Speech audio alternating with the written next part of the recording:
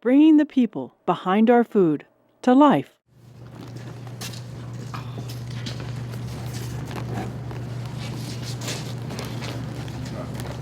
Matt and I have been farming since 1984. Did you get a tent in there?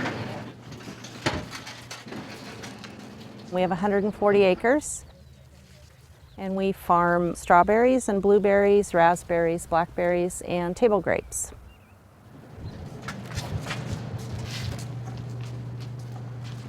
Matt's family's been farming since the early 1900s, so it's kind of in his blood to be farming.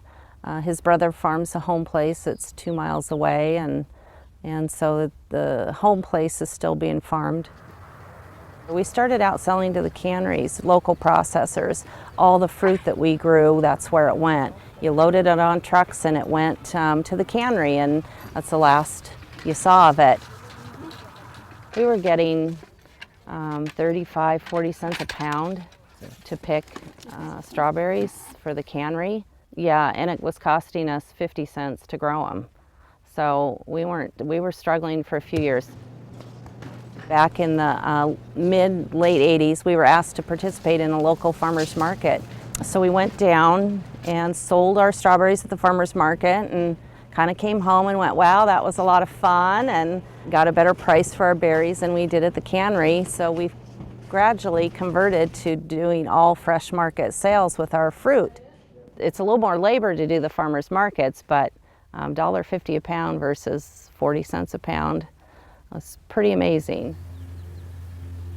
We probably have the largest acreage of ever-bearing strawberries in Oregon. And then we have blueberries, Spartans, Darrows, Liberties, Ocloconees. They all ripen at different times during the season, so we have blueberries for a longer amount of time. They start in the 1st of July and go until late September, and raspberries the same way. This morning the crew was in the obsidian blackberries picking. On Wednesdays we do 4 farmers markets, so they have a lot to pick today for all those markets.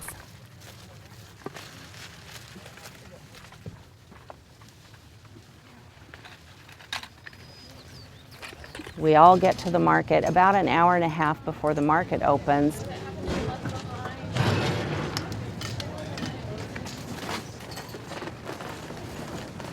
We have tables, we have tents, we have, they have to put the berries out on the table, they have signs, you know, all that kind of stuff.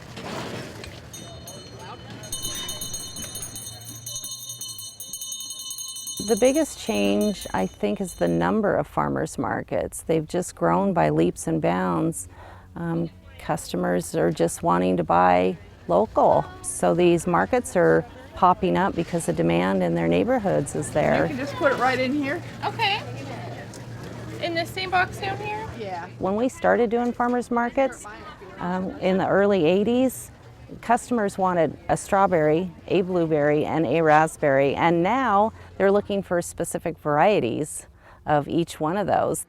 That's a pretty good change. 3, 4, 5, 5, 10, 10 is 20. Thank you. Thank you. Have a great day. I think customers are looking for quality. I know they're looking for that, but they also want to know how their food was grown and who grew it, and you can get that at farmers markets. We would not be farming if it weren't for farmers markets. I tell people that. They ask all the time, and I tell them farmers markets saved our farm. We were struggling, and they were there, and they kept expanding the number of markets, and we kept expanding with them, and so we were able to keep this first 80 acres that we originally bought and keep farming it.